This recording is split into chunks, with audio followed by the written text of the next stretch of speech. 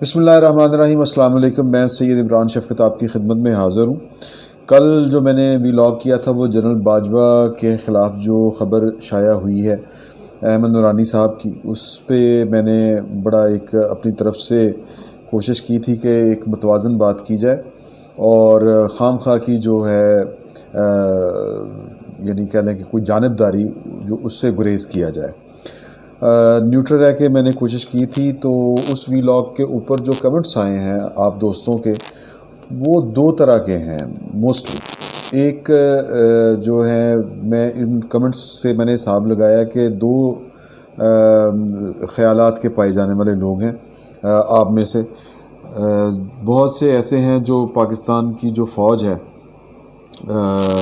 اس کے خلاف ہیں، اور بہت سارے اور جو خلاف ہیں ان کے پاس دینے کے لیے بہت سی دلیلیں ہیں، اور انہوں نے اپنے آرگومنٹ بھی ساتھ دیے ہیں جو میں ظاہر ہے کہ میں ان کو رد نہیں کر سکتا، ان میں بڑا وزن ہے۔ اور بہت سے ایسے ہیں جو یوں سمجھے کہ جن کو پاکستان کی فوج کے ساتھ بہت زیادہ محبت ہے، اور وہ اس محبت کی بھی ان کے پاس جو ہے وجوہات ہیں، یقیناً وہ درست وجوہات ہوں گی بلکہ ہیں۔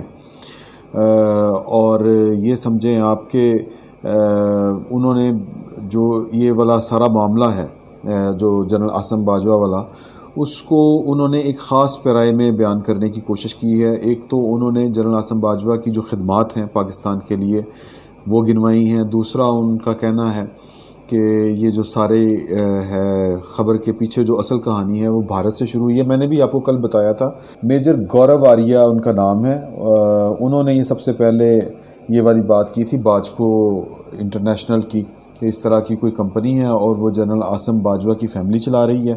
99 اس کمپنی یعنی اس گروپ کی 99 جو ہیں وہ کمپنیاں ہیں مختلف، اور اربوں روپے کی سرمایہ کاری ہے، اور یہ کہ 4 ممالک میں غالباً ان کی برانچیں ہیں۔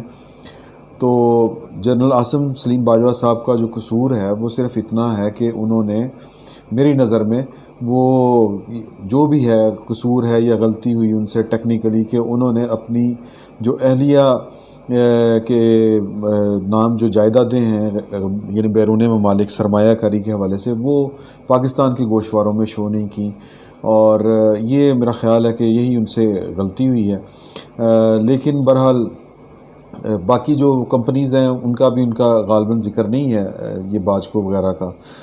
تو اس کو وہ کہتے ہیں کہ جی کہ یہ انڈیا جو ہے پروپیگنڈا کر رہا ہے، اور پھر اس پہ جو ثبوت کے طور پہ جو چیز یا تقویت جو اس بات کو دیتی ہے کہ انڈیا چونکہ سی پیک کے خلاف ہے، پاکستان اور جو جنرل عاصم باجوہ ہیں یہ سی پیک کو لے کے چل پڑے ہیں، سی پیک اتھارٹی کے ہیڈ ہیں، اور اس کو جو تقویت مزید دی وہ دی جو چینی سفیر ہیں پاکستان کے، انہوں نے جنرل عاصم سلیم باجوہ کا جو ٹویٹ تھا جس میں انہوں نے اپنے اوپر جو یہ الزامات یا یہ جو خبر ہے اس میں جو لگائے گئے الزامات ہیں اس کی تردید کی تھی، اس کو ری ٹویٹ کیا ہے۔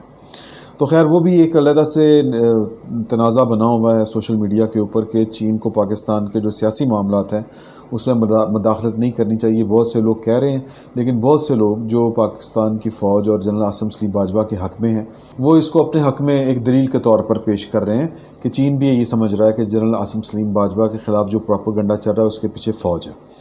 تو اب ہم پہ تھوڑا سا جائزہ لینا ہے۔ پہلے تو میں آپ کو بتا دوں کہ میں ذاتی طور پر پاکستان کی فوج کے بارے میں کیا سمجھتا ہوں۔ میں بطور یعنی ایک صحافی اور ایک پاکستانی شہری کے میں ذاتی طور پر سمجھتا ہوں کہ پاکستان کی جو فوج ہے وہ پاکستان کے لیے بہت ضروری ہے۔ پاکستان کے دستور میں فوج کی جو عزت اور تکریم ہے اس کو قائم رکھنے کے لیے خصوصی طور پر ذکر بھی کیا گیا ہے۔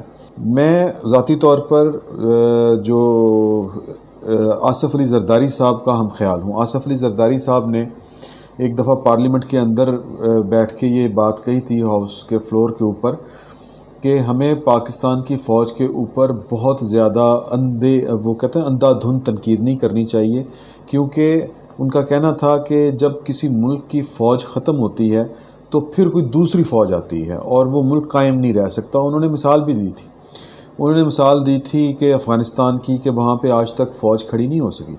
ان کی دوسری مثال تھی شام کی، وہاں پہ جو حالات ہوئے ہیں اور عراق والی بھی انہوں نے مثال دی تھی. تو یہ نقطہ نظر جو ہے میں اس کا حامی ہوں کہ پاکستان کی یا کوئی بھی ملک جو ہوتا ہے جس کی فوج ہو، اور پاکستان تو خیر اس کی جو جغرافیائی پوزیشن ہے اور پاکستان کا جو وجود ہے اس کے لیے یا اس کے مخالفین بھی بہت سے موجود ہیں. بھارت اس کی اولین مثال ہے.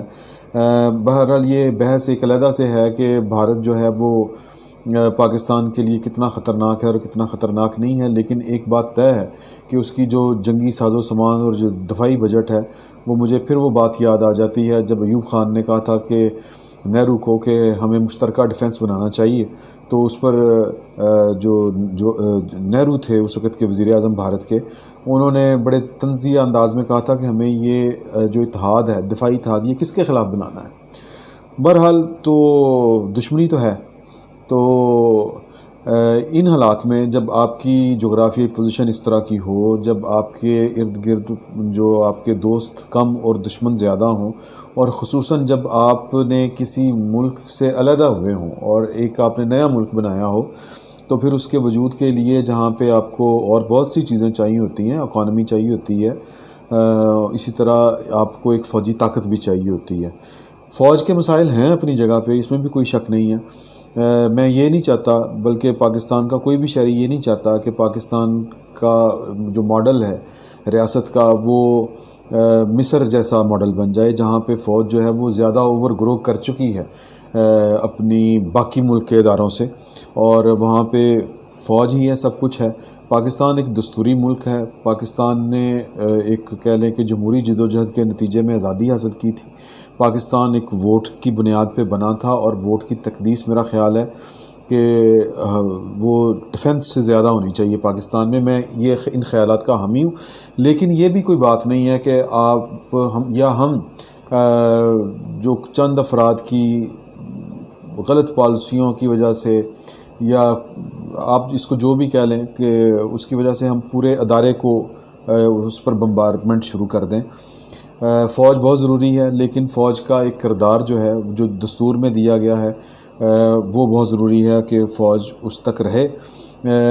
اور پاکستان میں یہ احساس جو ہے وہ سب سے زیادہ پاکستان کے سیاستدانوں کو ہے. جس طرح میں نے آپ کو آصف علی زرداری کا بتایا کہ ان کو یہ احساس ہے اور انہوں نے اس پر کھل کر بات کی ہے. پھر پاکستان میں کئی ایسے موقع آئے جب پاکستان کے جو پولیٹیشنز تھے وہ پاکستان کی فوج یا پاکستان کے کچھ جرنیلوں کی جو تباہ آزمائی ہے پاکستان کے اوپر، اس کے جواب میں کچھ اس طرح کے اقدامات کرتے کہ پاکستان کمزور ہوتا. لیکن انہوں نے یہ والے کام نہیں کیے. پہلی مثال آپ بھٹو کی لے لیں کہ 1971 میں جو کچھ ہوا پاکستان کے ساتھ، پاکستان 2 لخت ہوا، لیکن اس کے باوجود انہوں نے جو حمود الرحمن کمیشن جو بنایا، لیکن اس کو رپورٹ کو شائع نہیں کیا کیونکہ وہ رپورٹ بڑی خطرناک تھی. پاکستان کے اس وقت حالات اجازت نہیں دیتے تھے کہ آپ اپنی بچا کھچا جو ملک ہے اس میں بھی آپ اپنی فوج کو جو ہے سزائیں دیں یا ان کے خلاف مقدمات چلائیں، انکوائریاں بٹھائیں. پھر دوسرا واقعہ جو تھا وہ کارگل کا تھا. کارگل میں نواز شریف کے اوپر سیاسی طور پر دباؤ تھا. یہ آن ریکارڈ ہے کہ شہباز شریف ان کو کہتے تھے کہ اب اگر آپ بل کلنٹن سے ملنے جا رہے ہیں کہ اس معاملے کو وہ کسی سائڈ پہ لگائیں تو ساتھ میں آپ جنرل پرویز مشرف کو لے کے جائیں. لیکن تاریخ گواہ ہے وہ اکیلے گئے تھے اور واپس آ کے بھی انہوں نے کارگل کے اوپر کوئی انکوائری نہیں بٹھائی. بعد میں خود جو ہمارے جرنیل ہیں بہت سے، انہوں نے اس راز سے پردہ اٹھایا اور یہ آن ریکارڈ آ چکا ہے کہ یہ مہم جو تھی یہ محض 4 جرنیلوں کی تھی اور انہوں نے باقی فوج کو بھی اب اعتماد میں لیا تھا. اس پہ بھی کوئی محاسبہ ہو سکتا تھا، لیکن سیاستدان جس طرح میں نے پہلے کہا کہ انہوں نے اپنی ذمہ داری کا مظاہرہ کیا. اب مسئلہ یہ ہے کہ یہ حقیقت ہمیں ماننی چاہیے کہ پاکستان میں جو سول ملٹری ریلیشن ہے ان میں توازن نہیں ہے. اب سوال پیدا ہوتا ہے کہ یہ توازن کس طرح قائم ہوگا؟ کیا فوج پہ اسی طرح اندھی تنقید کر کے وہ توازن قائم ہوگا یا معاملہ تو اور خراب ہوں گے؟ میرا خیال ہے کہ تنقید کرنے سے معاملہ ٹھیک نہیں ہونے. یہ ذمہ داری ہے پاکستان کے سیاستدانوں کی، کیونکہ پاکستان میں جو سب سے سپریم ادارہ ہے وہ پارلیمنٹ ہے. تو پارلیمنٹ میں یہ والی ڈبیٹ ہونی چاہیے، یا پھر یہ ظاہر ہے کہ یہ ایک سوئچ دبانے سے نہیں ہوگا، یہ بتدریج ہوگا، ایک ارتقائی عمل کہہ لیں جس کو ریولوشن کہتے ہیں، اس طرح کا یہ والا کام ہے۔ یہ ایک دن میں یا چند سالوں میں ٹھیک نہیں ہو سکتا، یہ بتدریج ہوگا، یہ نظام جب چلے گا تب ٹھیک ہوگا۔ ایک خیال عمران خان کا ہے، وہ میں نے کل ایک کالم کا آپ کو حوالہ دیا تھا کہ ان کے خیال میں ایک ایسی حکومت جو فوج کے ذریعے قائم ہو، اور اس کو یہ کرنا چاہیے کہ 5 سال پورے کرنے چاہیے، اور جو ملٹری اسٹیبلشمنٹ ہے اس کو کھلی چھٹی ہونی چاہیے کہ وہ جس طرح کے فیصلے کریں وہ اپنی مرضی کریں، لیکن 5 سال بعد ان کو آپ بیٹھ کے سمجھائیں کہ جس طرح آپ نے یہ ملک چلانے کی کوشش کی اس طرح ملک نہیں چلے گا۔ یہ ان کا عمران خان کا فارمولہ ہے بقول توصیف احمد خان صاحب کے۔ یہ سچائی ہے جھوٹا یہ مجھے نہیں پتہ، لیکن یہ بھی آن ریکارڈ بات آ چکی ہے، انہوں نے یہ کالم لکھا ہے، میں نے کل اس کا آپ کو حوالہ دیا تھا۔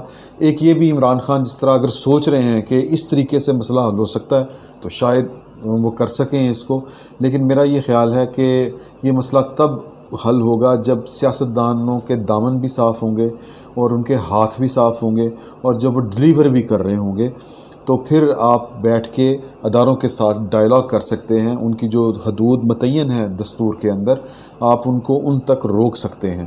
ادروائز انارکی پھیلتی ہے اور ادارے تباہ ہوتے ہیں، اور اداروں پہ جو میں بے جا تو نہیں کہنا چاہتا، لیکن تھوڑی سی زیادہ جو تنقید ہے، جس طرح کی اب تنقید چل رہی ہے، اس سے حالات جو ہیں وہ ٹھیک نہیں ہوں گے، حالات مزید خراب ہوں گے، اور لوگ یہ سمجھتے ہیں کہ جو اداروں میں بیٹھے ہوئے ہیں کہ وہ اس چیز کو، اس طرح کی تنقید کو پرسنل لیتے ہیں۔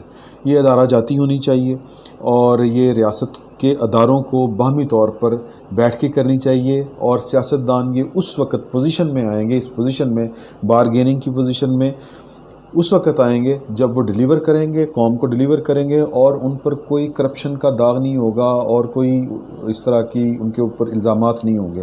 یہ قیادت کب آئے گی یہ تو فی الحال ہم نہیں کہہ سکتے۔ فی الحال عمران خان صاحب ہی ہیں جن کے اوپر کوئی کرپشن کا داغ نہیں ہے۔ اگر وہ ڈیلیور کر پائیں تو میرا خیال ہے کہ وہ اس پوزیشن میں آ سکتے ہیں کہ وہ اداروں کے درمیان جو ہے وہ باہمی جو مکالمہ ہے وہ کروائیں، اور پاکستان کے جو سول ملٹری ریلیشن ہیں ان کا توازن ٹھیک کریں، اور جو ریاست کے ادارے ہیں وہ دستور کے تابع ان کو بنائیں۔ فی الوقت کے لیے اتنا ہی، بہت بہت شکریہ۔